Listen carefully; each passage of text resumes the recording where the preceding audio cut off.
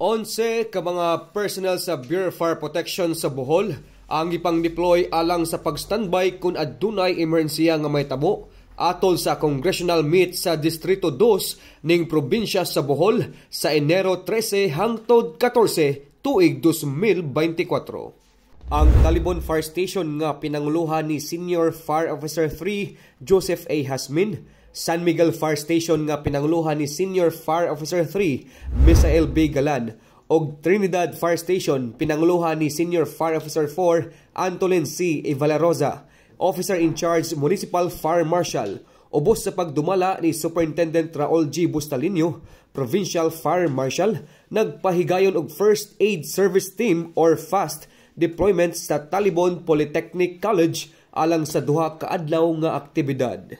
Di mo minus sa 2,000 ka mga atleta ang misalmot sa mga nagkalain-laing paugnat sa kusog. Andam ang mga responding teams sa lokal nga pangamhanan ug ang kabomberuhan sa pagresponde kung adunay emerhensiya nga may kalambigitan sa physical ug outdoor sports. Tungod sa pagpakabana ug pagsuporta alang sa kaluwasan sa mga partisipante, nagmalampuson ang maong District 2 Congressional Meet 2024. Alang sa BFP-TV, madasigon sa kaluwasan sa publiko, kini si FO1 Chester Luis Milan.